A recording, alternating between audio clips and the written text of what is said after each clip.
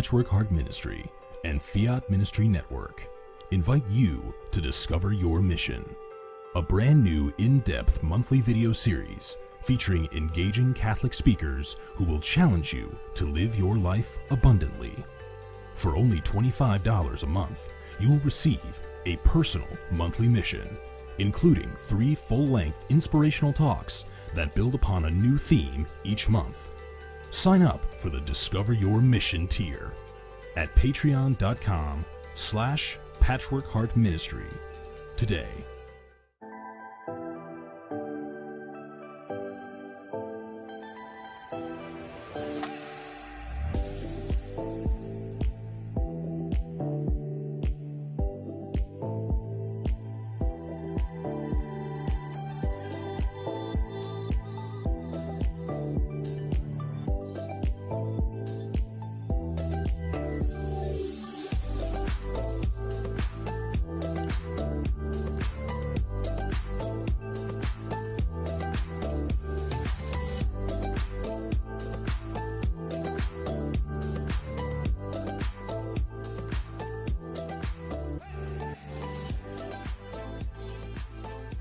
Fiat Ministry Network and Patchwork Heart Ministry present Journeys in Faith. Now, here's Andy Santis.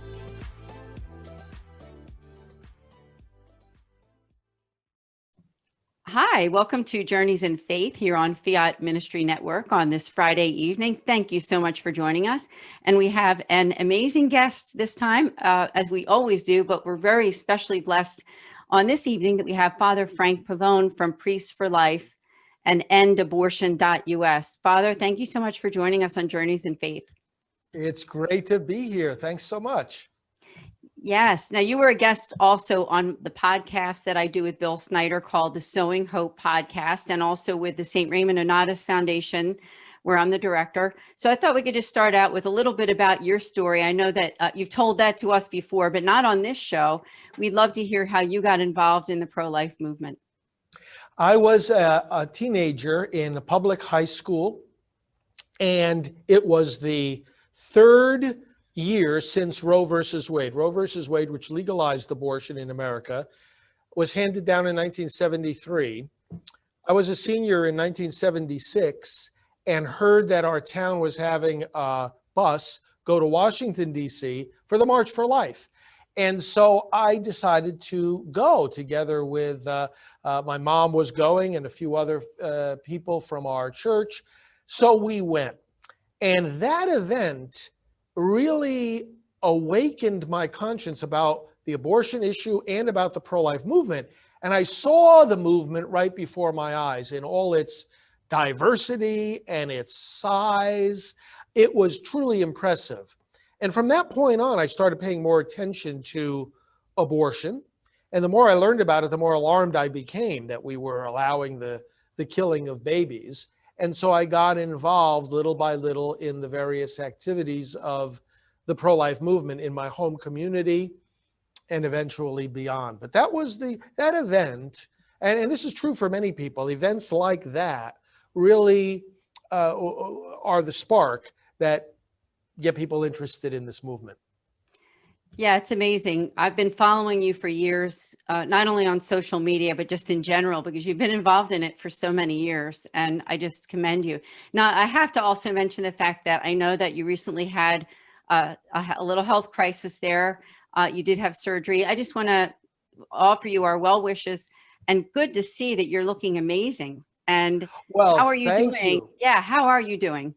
Oh, I'm doing great. I had a valve repair, heart surgery. My mitral valve had to be repaired, and I'm sure many of our listeners have either gone through this or know somebody who has done so. Fortunately for me, there was no incident that occurred. I didn't have any symptoms. It was just as a result of a normal annual physical that I found out the need for the repair for that valve. So everything went well.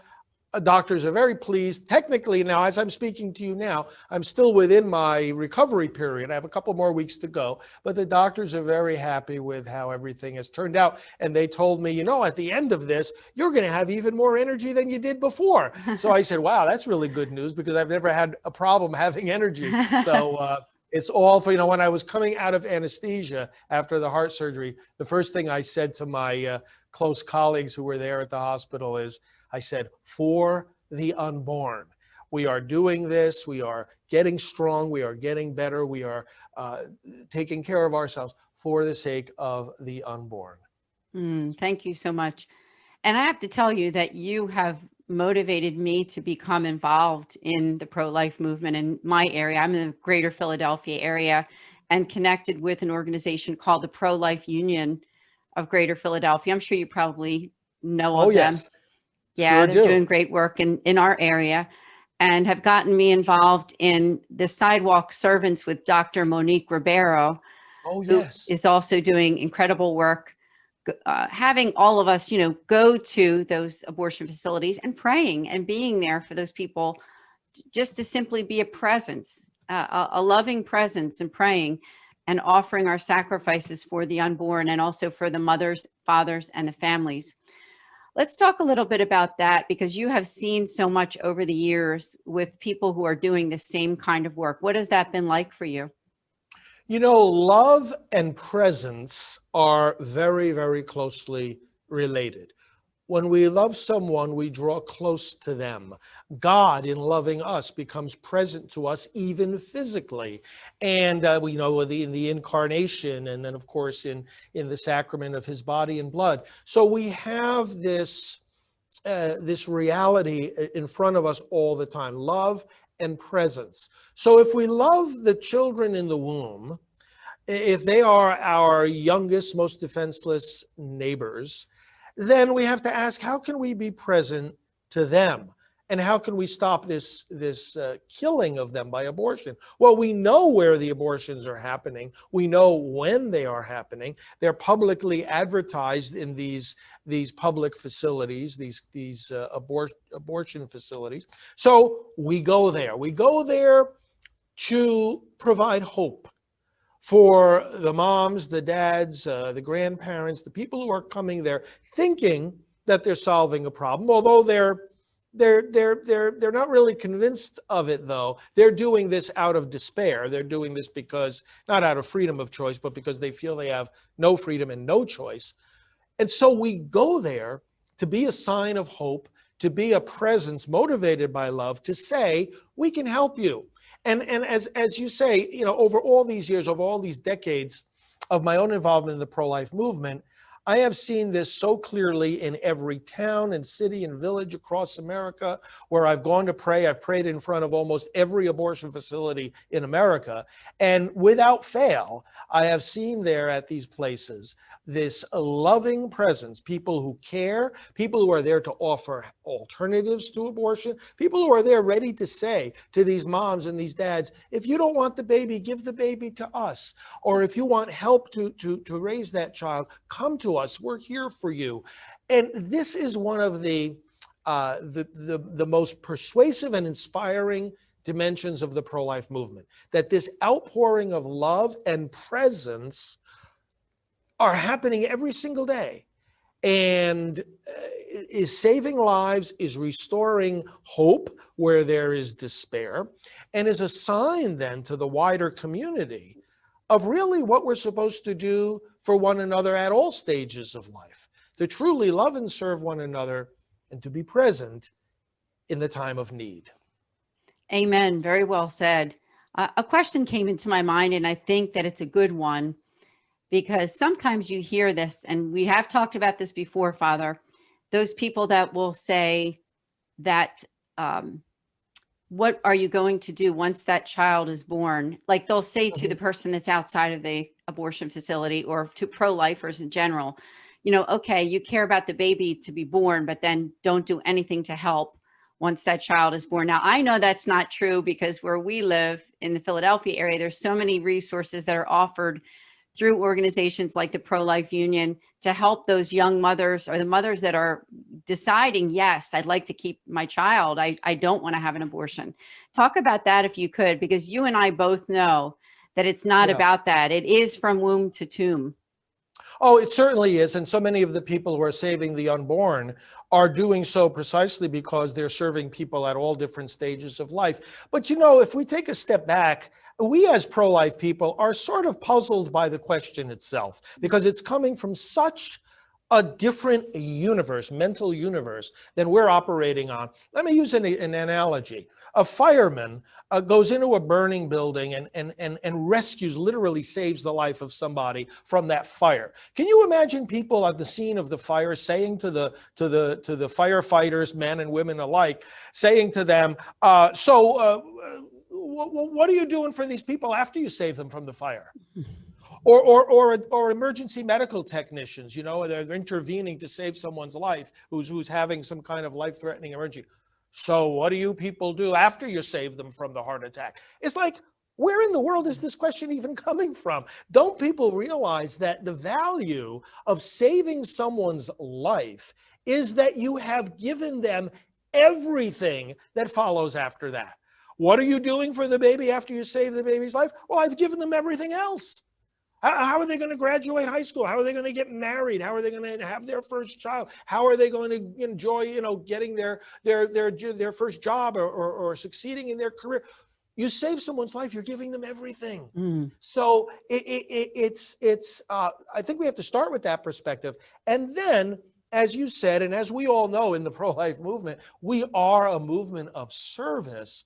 And the people who are saving lives are doing it because they know that that's a valuable thing to do all the time. And in whatever way they can, everybody has his or her own calling and profession. In whatever way they can, they're serving people in so many different circumstances.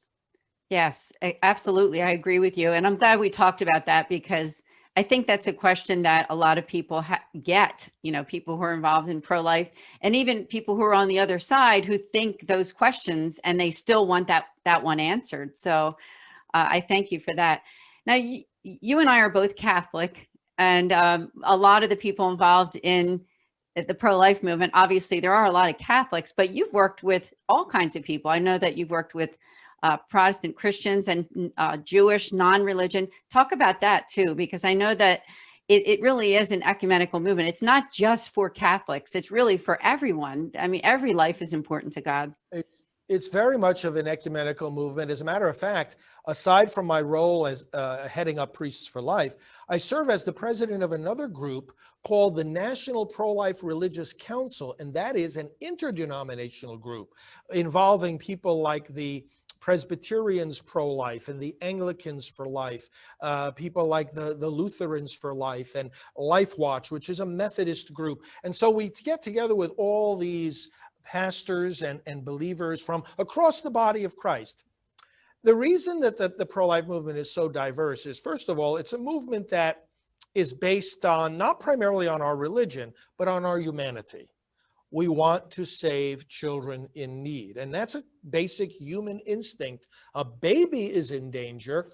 Well, our instinct is to save the baby. So this is a movement that arises, not because someone in some high position calls people together to form the movement. No, this is a movement that arises around the kitchen tables of America and the world, for that matter, around in the living rooms, in the hearts of individuals who, like I was telling you the story earlier, like myself as a teenager, who said, wow, this abortion thing, this is a big problem. You have to do something about this. So it's a normal human response. And the movement is as wide and diverse as our humanity itself, embracing people of all religions and of no religion. Some of my colleagues and friends within the pro-life movement are atheists. Now, the great majority of the people within the movement are believers, are in fact Christians.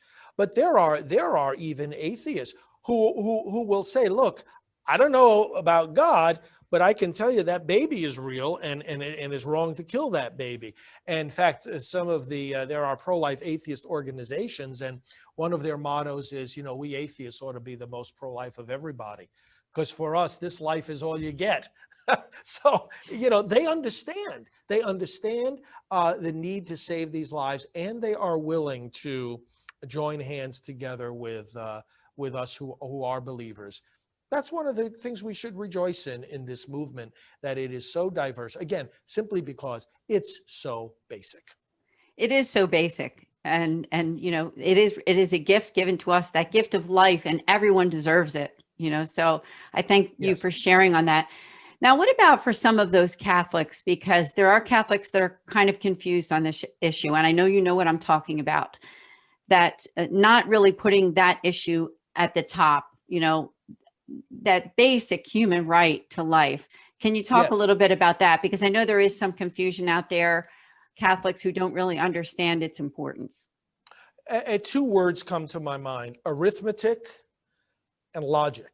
Mm-hmm. If people want to understand, why do we and so many others consider abortion to be such a priority issue? First of all, the arithmetic. Nothing takes more human lives. Now, if you go onto a search engine and you search for leading causes of death in the United States, you'll see, lists of the top 10 leading causes of death. And they don't come anywhere near the numbers of abortions each year in the United States, much less in the world. There's nothing taking more human life, and yet we're not registering it like that. You won't see abortion named on those lists, but if you look at abortion and say, yeah, this is the taking of a human life, well then, mathematically, it's number one. Nothing is claiming more victims, and just for that reason alone, people should be placing a top priority on solving this problem. Now, arithmetic. Second, logic. If we don't have life, we don't have anything. People will say, oh, well, there's many issues. Well, of course there are. We know that. We all know that. Education, employment, poverty, war and peace. We know that there are many issues, and we're concerned about all these issues. But let's look at the question this way. People want to fight for the right to health care, the right to work, the right to vote. Okay. Take away a baby's life in the womb, and you've taken away her education. You've taken away her health care. You've taken away her right to vote. You've taken away the possibility for her to immigrate from one country to another. You've taken away everything. And so just logically, the defense of life has to be primary because everything else depends on it. Now, this has been articulated by the church, and it's specifically Pope St. John Paul II wrote that beautiful document called The Gospel of Life, wrote it in 1995, and it is still as valid and powerful today as ever. A well-beloved document, by the way, across the body of Christ, as we were saying before, ecumenically. And he goes into this in that document. He explains why abortion has a particular urgency. He talks about the baby as the most defenseless of human beings, the baby in the womb. And he also brings up another reason why this is top priority for urgency. And that is, it would be bad enough if you look at the dismemberment of a baby. That's bad enough in and of itself as an act of violence. But he said with abortion, we have another evil on top of that, which is that this act of violence is declared to be a right. And the action itself is protected by the laws and policies of so many countries. And then he mentions one further dimension. It's bad enough if somebody kills a baby. But when we're talking about abortion, who's deciding to kill that baby? It's the baby's own parents. And so you have something that is an evil already in and of itself, but now it's compounded by the fact that the violence is being carried out within the context of the family, which is the sanctuary of life, and the perpetrator is the closest relative of that child. So for these and for many other reasons, yes, it's very true to say the number one moral issue of our day truly is abortion. Yeah, I agree with you. Thank you for articulating that so well. And another thing just came into my mind. A lot of young people, millennials and younger, they're very aware and care so much about the environment and about green and not throwing things away and all of that. And to me, logically, you would say, well, if you have that mindset, then you're not going to just want to throw away a child. Does that make sense? So I don't know if you have anything to say about that, because I do think that a lot of younger people have that great awareness. Have you seen any of those same people involved in pro-life, or did they ever come to that realization that, you know what, if I'm going to be so much into caring about this environment, I also have to care about human life? That's right.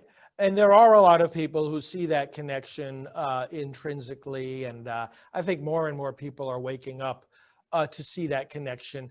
When Pope Francis talks about care for the environment, which is a theme he emphasizes a lot, the document he wrote about that, it speaks about the environment and the importance of it as our common home. And this is an important insight, because he's putting the importance of creation and the environment as something resting on and deriving from the importance and sanctity of human life. Why is the environment so valuable? Because human life is so valuable. This is our home. So the connection is intrinsic. And he mentions in the document too, he says, we got to be careful. Everything is interrelated. And so what that means is, if you're concerned about some species of animals that are in danger of going extinct, don't fail to be concerned about the human baby, even at the embryonic stage inside that mother. It's all interrelated. It's all interconnected. And unfortunately, many people are focused on one issue, like as you bring up the environment, and are blind or oblivious to the fundamental right to life. And that's not so much because the connection is hard to make logically. It's because we are often blinded politically. In other words, the interaction that we have with people, with certain groups, or certain organizations, people have to be able to distinguish the issues themselves from the messages that we're getting and the priorities that are being fed to us by the different groups to which we belong. And sometimes we have to take a step back and say, I'm concerned about this issue because of the issue. And maybe the people even that I'm working with on this issue aren't attentive enough to the fact that there is a connection among all these things. Thank you. I think it takes some bravery too on individuals to step back from that group that they're involved with and say, you know what, maybe I don't support everything that this group is for. So thank you. For people who are watching, because I know I hear this a lot, want to get involved in pro-life, in the movement, but they're not real sure how to get involved, other than just like offering up a little prayer here and there, or saying, right, I'm pro-life, but they don't know where to begin. So could you just talk about that? There's a lot of places to begin. And if folks are watching and want to jot down a couple of websites, let me give you some information to get you started. First of all, we at Priests for Life have an overall website called endabortion.us. And endabortion.us is a treasure chest of activities, practical things, like you're saying right now, that can get people started in saving lives. You mentioned prayers, and we have a whole website, prolifeprayers.com. To begin, if you are a prayerful person already, incorporate explicitly the unborn and the end of abortion in your daily prayer intentions, because the more you pray about it, the more you will be thinking about it, and you'll be educating yourself about it, and you'll be ready to do something about it. That's an excellent place to start. Secondly, knowing what to say to somebody who says, a friend of mine, or perhaps I am in a situation where I need an alternative to abortion. We're going to, sooner or later, be in that situation where we're going to be encountering somebody who needs the actual help, to know what to say to that person in terms of where to go. So, for example, pregnancycenters.org is a website that people can use to find the pregnancy centers, which fortunately outnumber the abortion facilities by about 5 to 1. The places where people can find alternatives to abortion are everywhere.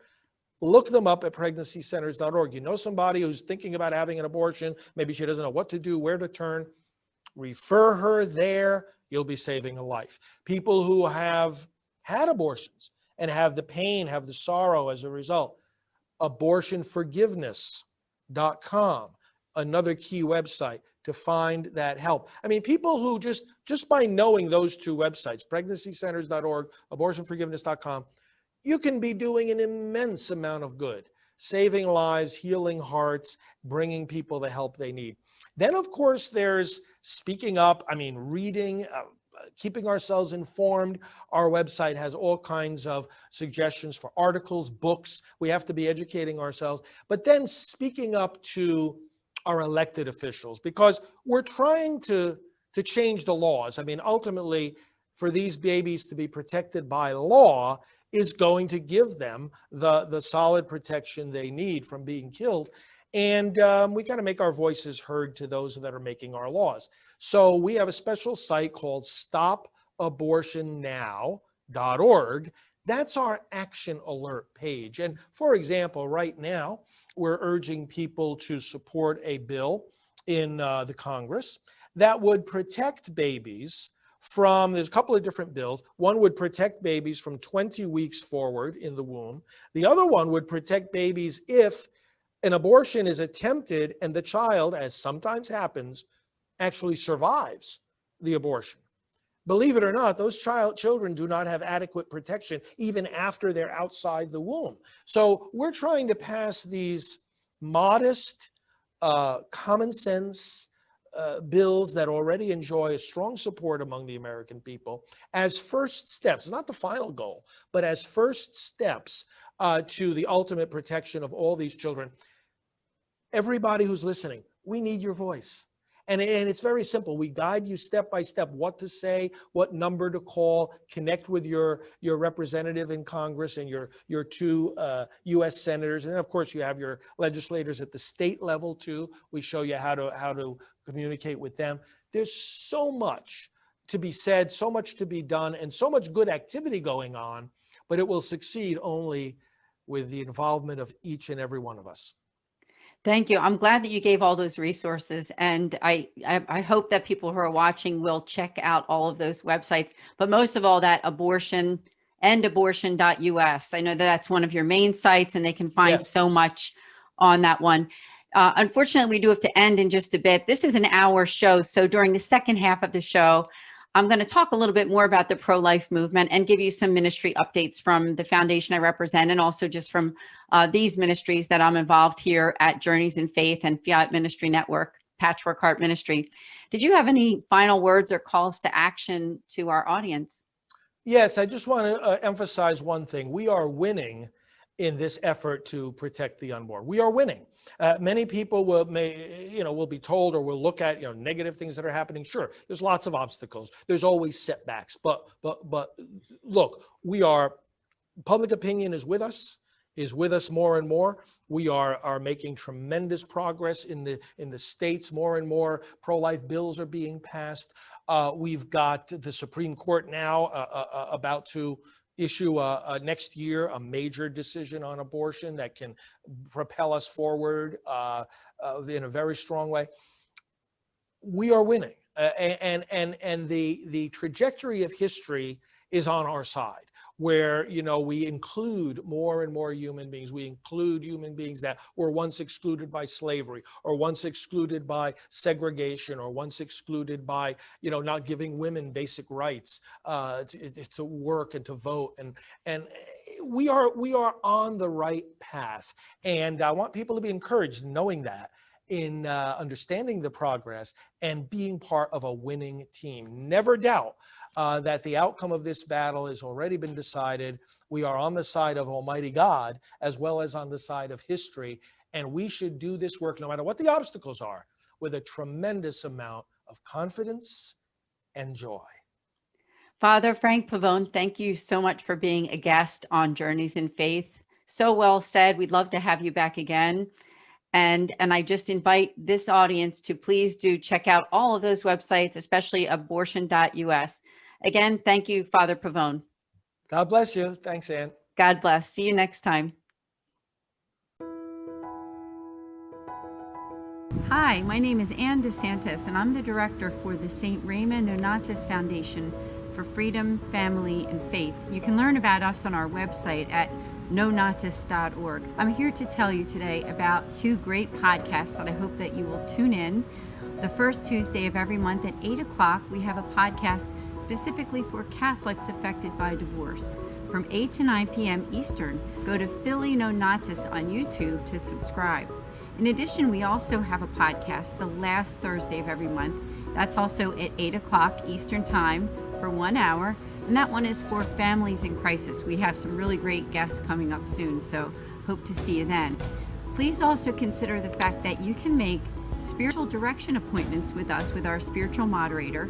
All you need to do is go to our website on the contact form and just reach out to us. We'd be happy to hear from you and look forward to setting up an appointment. So we'd love to connect with you. Please share this video and let people know that we're there for families affected by divorce and also families in crisis. Thank you.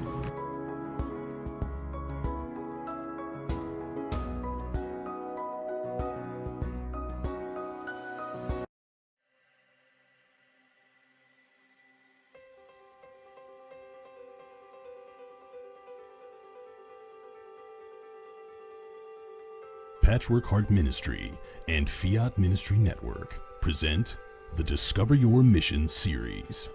Now, I had been brought up without any prayer, without Bible, without church, nothing of that kind. And so when my father died, I became suicidally depressed. I had no desire to live. And yet, by the grace of God, whenever I got to the point of actually taking my life, I always had this interior conviction that if I took my life, I would simply find it again on the other side, and it would be permanent misery.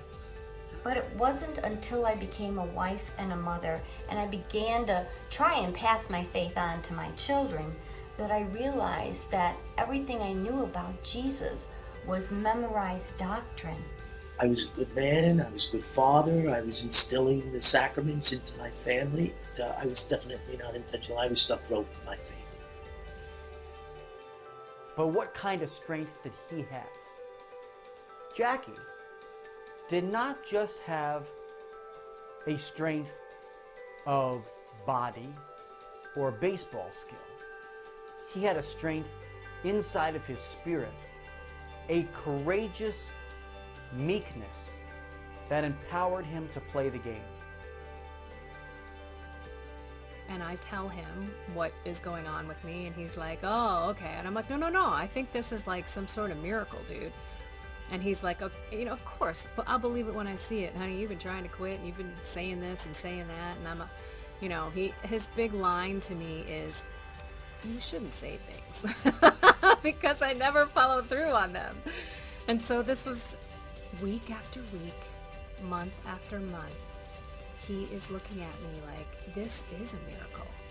There is no way that you, on your own, could have done this. So we are called to sing. All of us are called to sing. All of us are called to express ourselves and join our voice into the unity of the church. Often with my choirs, I ask them to listen to each other, to listen to the sound that they make together as one. That's what we're aiming for. Through the harmony or unison, we're aiming for a one sound. You need to decide, what are you going to participate in? Are you going to participate in the historic Christian idea of the altar of sacrifice, which is in the Eucharist, or not?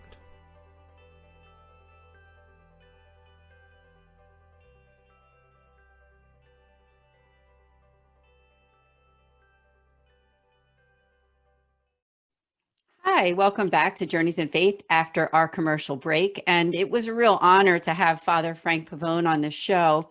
And again, his two main websites are priestforlife.org, and the other one is endabortion.us. So be sure to check out those two websites and connect with him on social media.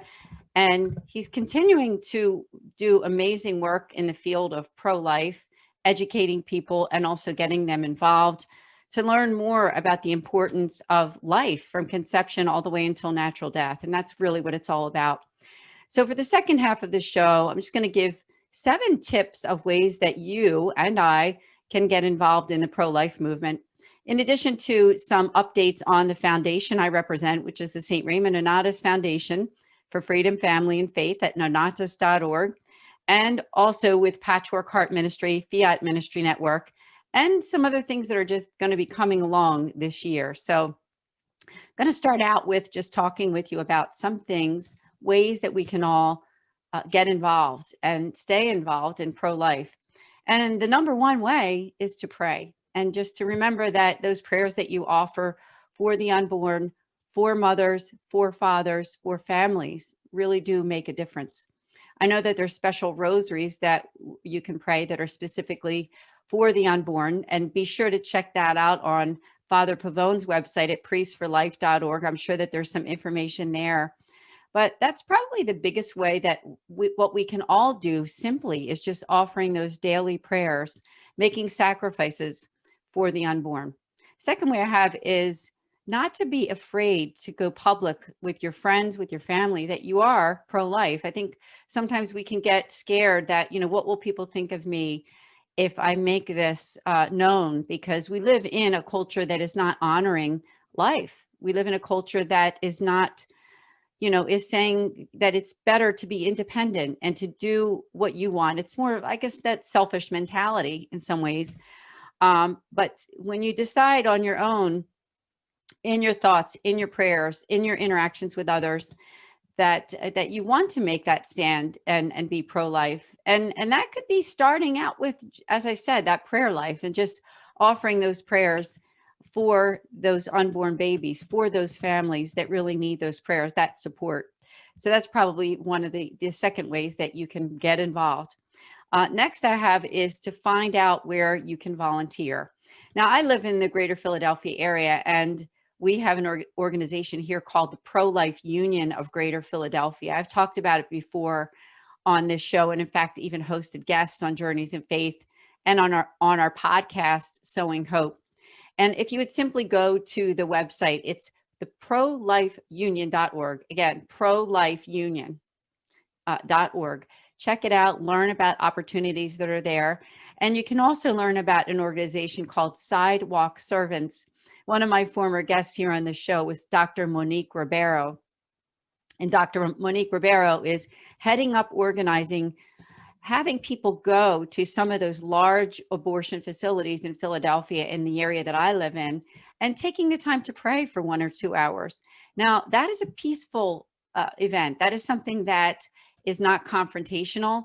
It is simply being there, your presence. Your presence there means so much, aside from even saying anything. Of course, you can always offer materials and leaflets and some information so that people can learn about the pregnancy hotlines and crisis pregnancy centers.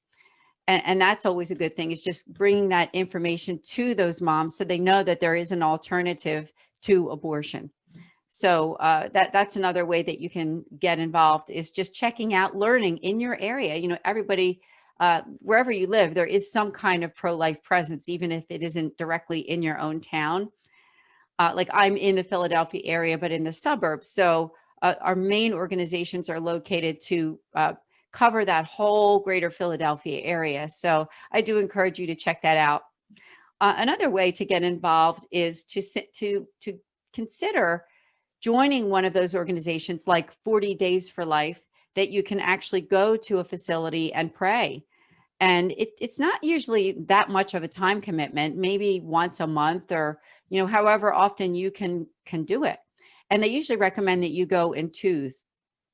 It's just part of the safety issues there too, is making sure that there's somebody there with you. So I would say that consider doing it, consider at least learning about, a way that you can get involved. And again, you can check out that website at prolifeunion.org, even if you're not in the Philadelphia area, and just learn how that all works of getting involved, and 40 Days for Life as well. When we talk about pro-life, and that is number 5 on my list here of the 7 ways to get involved in pro-life, it really is womb to tomb. So, we care about life all the way from conception into natural death.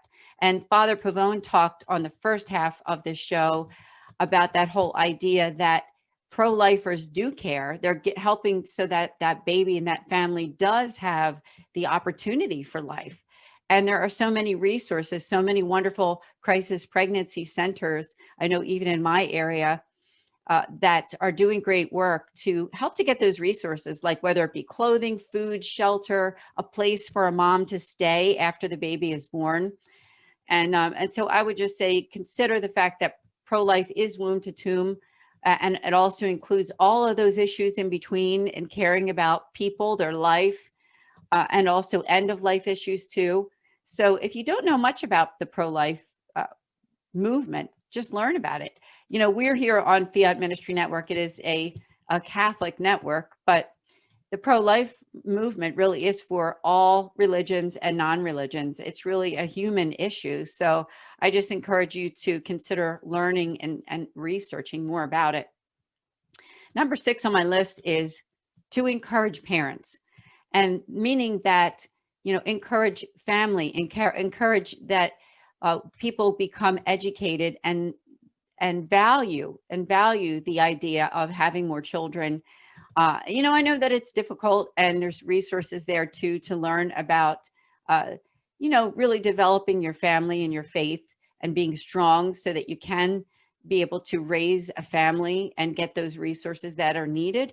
But encouraging young people and families through the church. I know there's a lot of organizations through the Catholic Church, through other organizations, nonprofits, other churches, learning about ways that families can be supported. And one of those ways I will mention is an organization like the one that I represent, which is the St. Raymond Nonnatus Foundation.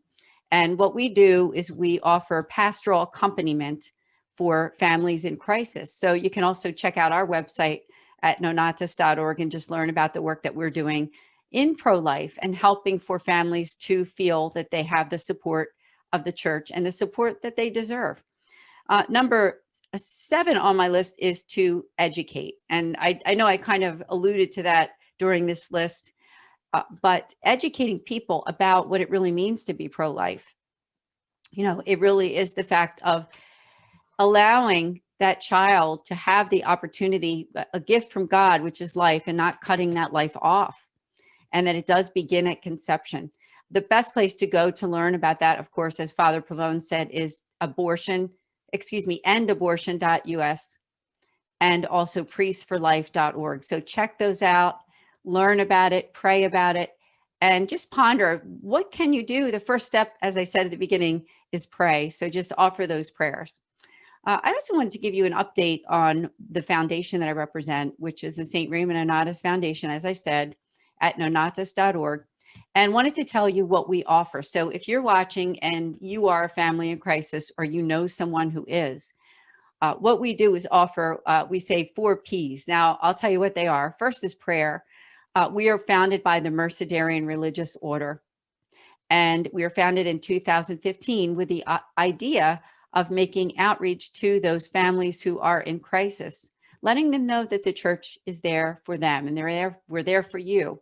That, the church is a field hospital, as Pope Francis has said before, and that's what we're doing. We're offering that accompaniment so that you and your family will get the resources, the help, and the support that you need. So that's the number 1 thing that we offer, is prayer, ongoing prayer. The next thing that we offer are podcasts and videos. Now, we do have our own YouTube channel. It's called Philly Nonatus. And all you need to do is just go to YouTube and key that right into the search engine and find out. I would ask you to subscribe. We have some beautiful podcasts there, both for families affected by divorce and also for families in crisis. Now, on that note, I want to tell you about a special series that we've done over this last year. And it's with my friend Rose Sweet. She might even be watching right now. And the series is called After Divorce. And it's basically a 12-part series for Catholics who are affected by divorce and giving those helpful tips for people who have gone through that tragedy of a family breakup and what that's like and how difficult that can be. So each month we have a topic. And if you go to that YouTube channel or our website, you can look up those different topics that we have. Some of them are dealing with your children, with grief, and then living single. So there's just a lot of different topics in those 12-part series. So check it out and subscribe. And the new podcast for that series, for our divorce series, is the first Tuesday of every month. That's when it goes live. But of course, you can always listen to it on demand. Another one that we do is a Families in Crisis podcast. That's the last Thursday of every month, 8 p.m. Eastern. We just are finishing up a series on the 10 Commandments with the president of the foundation, Mickey Kelly. So you can check that out as well.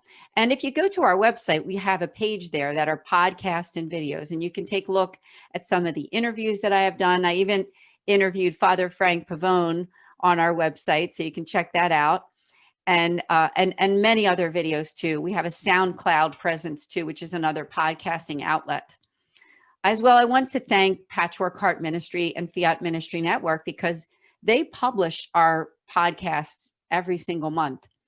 That would be both this channel where Journeys in Faith is hosted, and also Patchwork Heart Ministry. The founder is Bill Snyder, and he's also my podcast host for our podcast that we do together every week. It's called Sowing Hope. And I would ask you to subscribe to Patchwork Heart Ministry to learn more. And that gets me to my next topic, just to let you know what's going on with Patchwork Heart Ministry and Fiat Ministry Network. You know, we work together. We do a lot of things together. And I want to ask you to please do like this page. And I want to thank the producer, Kent Kolhosky. He's done such an amazing job over this last year with all of the Journeys in Faith shows.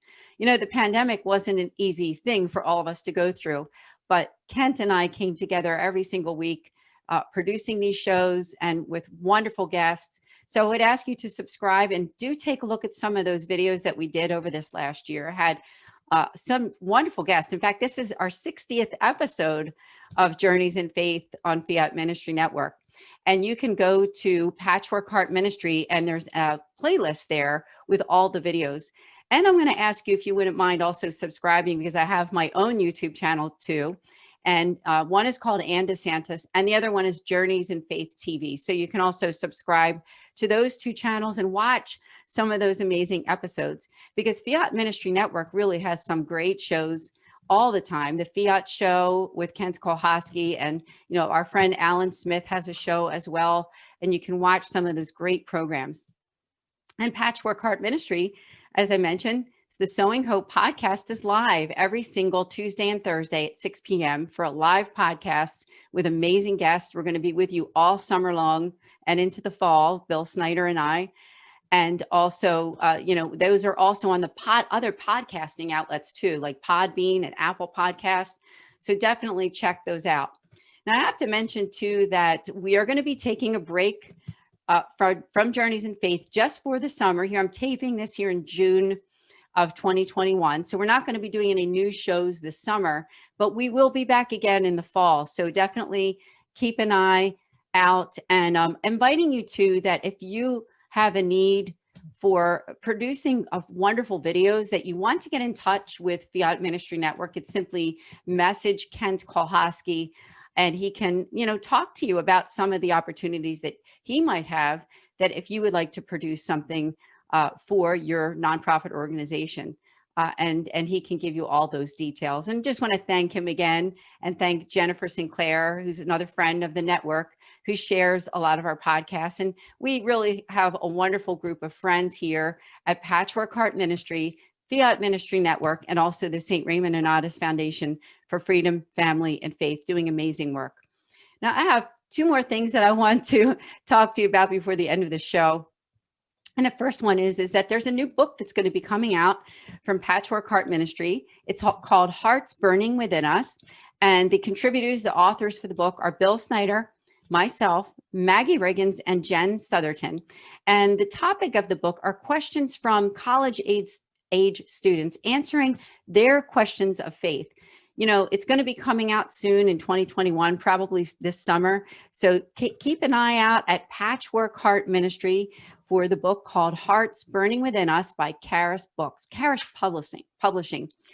And on that note, too, I have my own book that's just been published, and it's called Love and Care for the Marginalized, 40 Meditations for Catholics.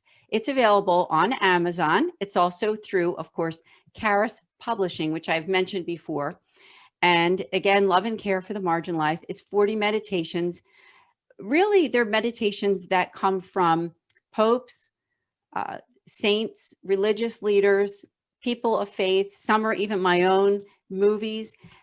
And each day there is a reflection, a prayer, and a call to action, along with a quote.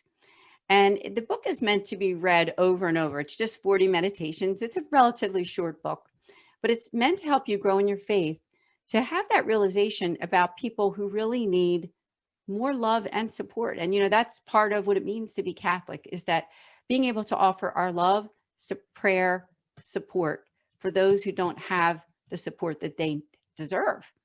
And that's what it really means to help the marginalized. And the marginalized are really with us in everyday life. They're with us in our homes, extended families, neighborhoods, schools, workplaces, and even in our churches. So keep your eye out for those people, because they're there, and God really does want us to make outreach to them.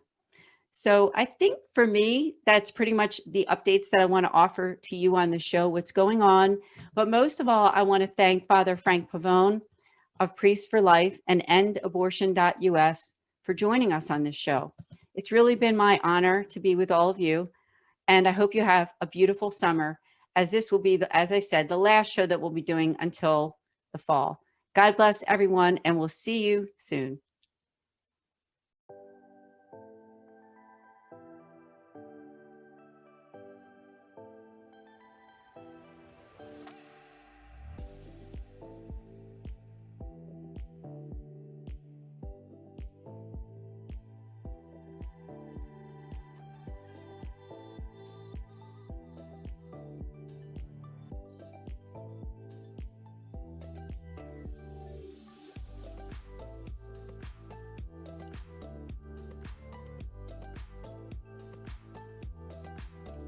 Journeys of Faith is a production of Fiat Ministry Network and Patchwork Heart Ministry.